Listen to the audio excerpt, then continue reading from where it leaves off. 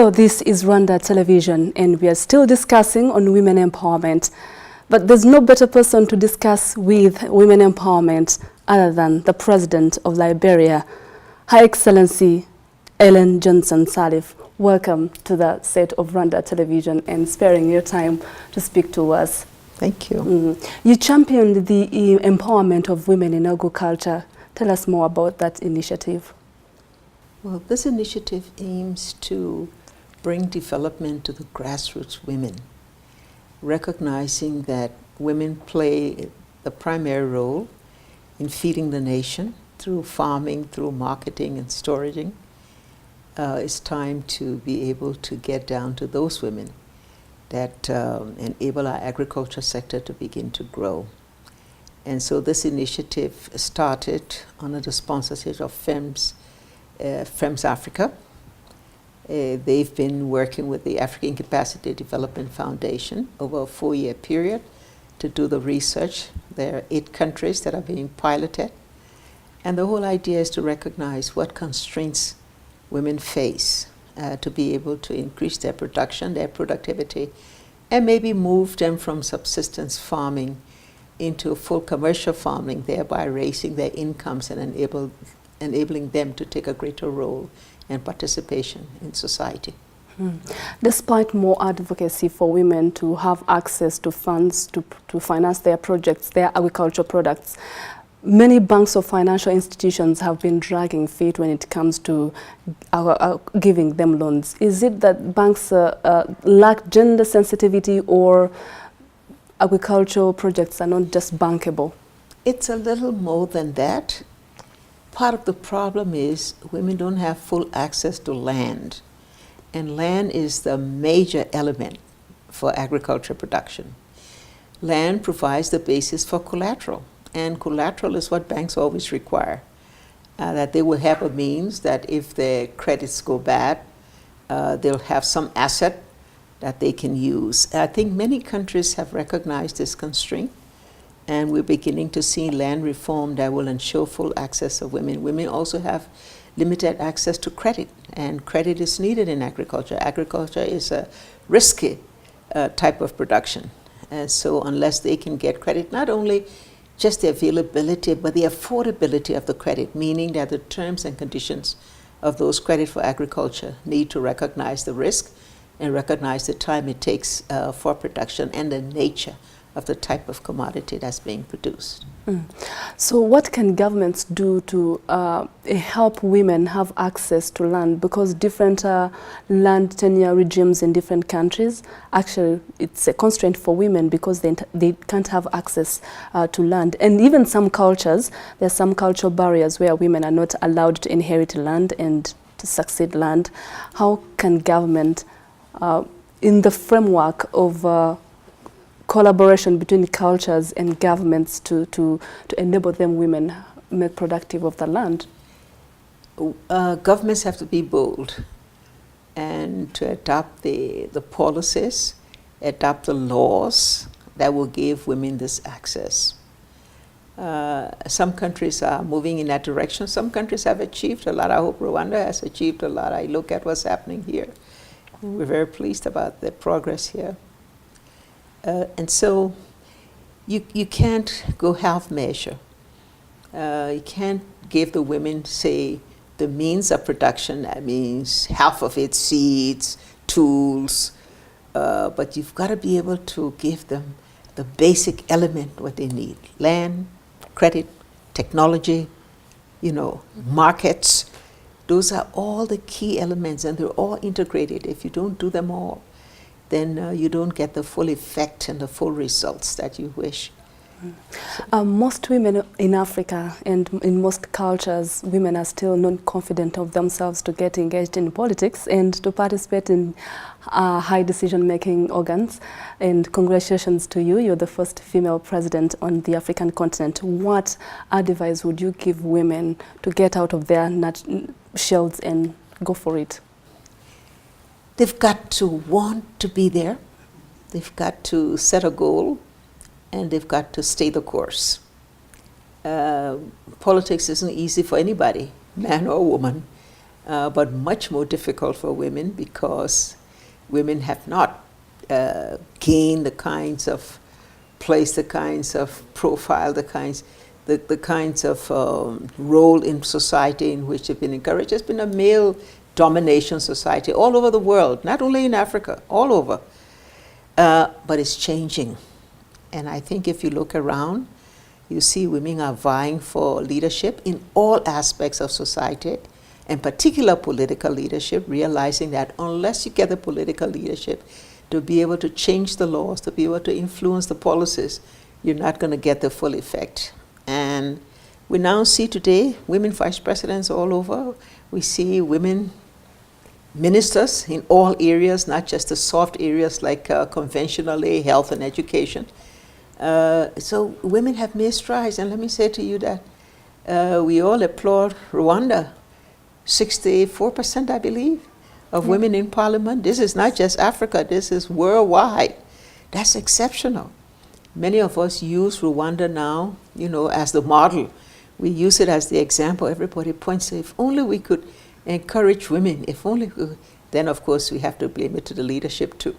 The leadership of the president he's been very strong, forthright, dynamic in promoting women leadership.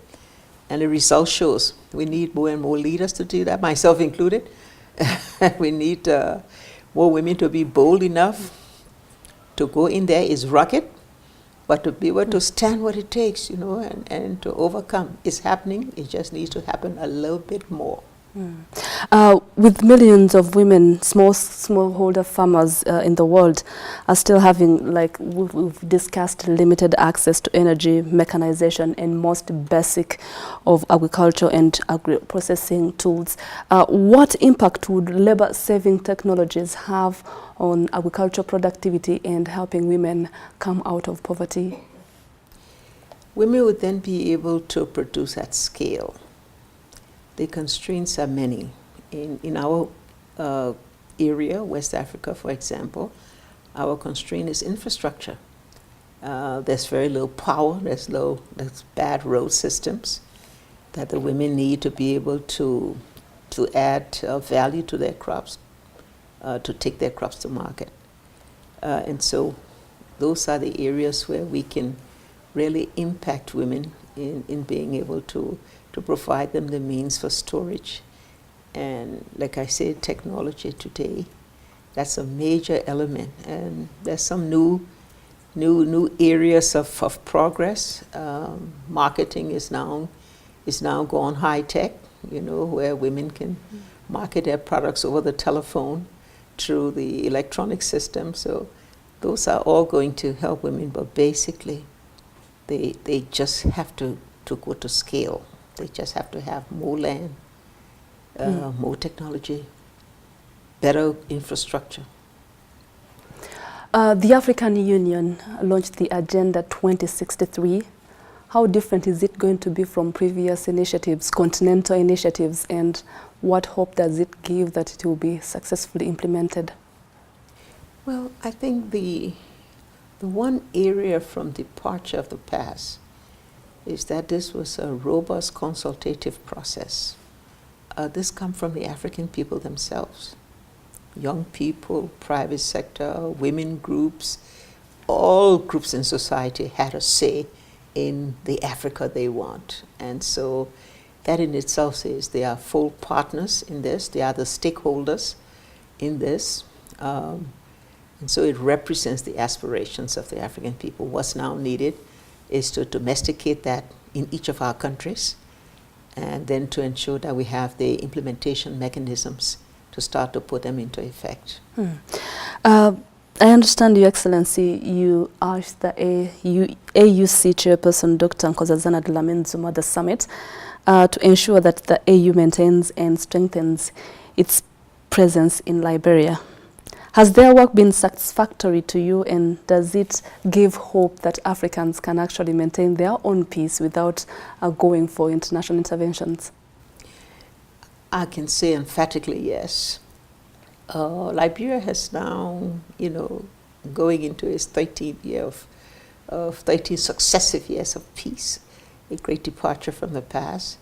We've been supported by our regional institutions and the African Union, the Economic Community of West African States, and because of their presence and their advocacy, that has strengthened our own local institutions, supported by some international organizations. And so we're in Liberia about to go into another political transition with elections in 2017. We believe it's important that the African Union stays with us and see us through what's likely to be a difficult period also. And so we appeal to Madam Zuma not to have the office close, even though it's been there a long time, and they felt like now that UNMIL, our peacekeeping force, is leaving, that everybody felt, oh, Liberia is now safe and secure, we can now leave them to take their, we have to take primary responsibility for our peace and security, but we need this support in this last stretch when we put our nation through its final transition. Mm. What lessons can Liberia learn from Rwanda? To be able to be more disciplined.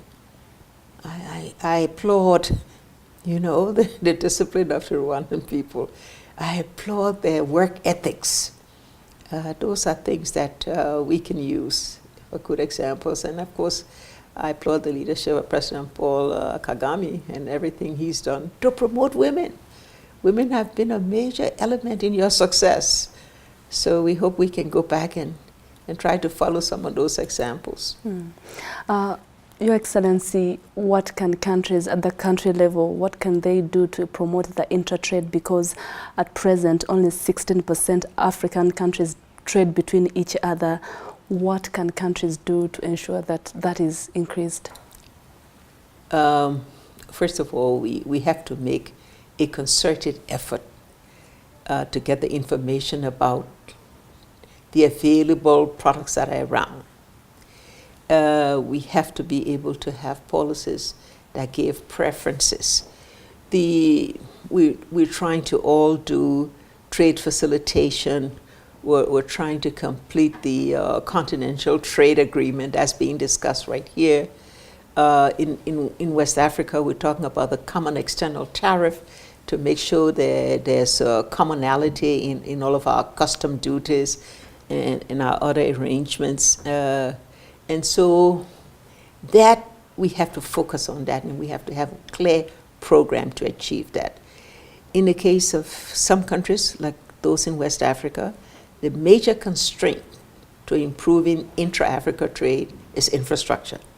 Our lack of good road systems and railroad systems, But effort is being made by all countries, and I believe now, under our Agenda 2063, that's one of the clear objectives and clear goals, is to improve, I forget the percentage, but to have a doubling or tripling of the percentage of intra-Africa trade. Each country has to find a way to remove those constraints, and our regional institutions need to do more on integration and cooperation by opening borders. Sometimes it's just the simple things, like the custom officers, being a bit more felicitating instead of constraining trade. Most of our women go cross-border for trade and they face difficulties. So just removing some of those small things can also make a big difference. You are awarded the Nobel Prize for fighting for the rights of women. Where do you see women in the next 20, 30 years? I don't want to if they are empowered enough. I don't want to reach 30 years, let's say 10. In 10, I hope we'll have at least two other women presidents around the continent. I hope that a minimum level of parliamentary participation will be somewhere around 30–40% overall on average. I'm not even going to talk about the vice president and ministerial because we're competing right now very strongly. So that 50% gender equity that we all talk about may be the one that may take about 20 years. But 10 years, we're going to see major improvement. Those are us who will be on the sideline, will be applauding.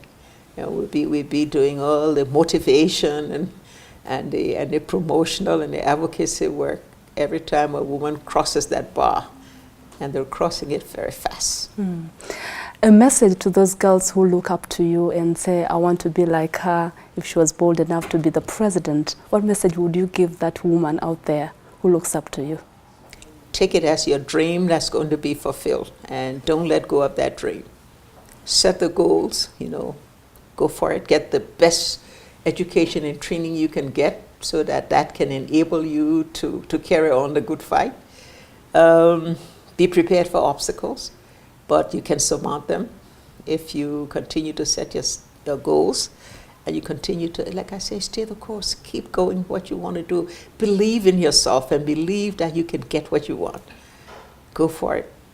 Thank you very much, Your Excellency, the President of Liberia, Ellen Johnson Sirleaf. Thank you so much for speaking to Rwanda Television.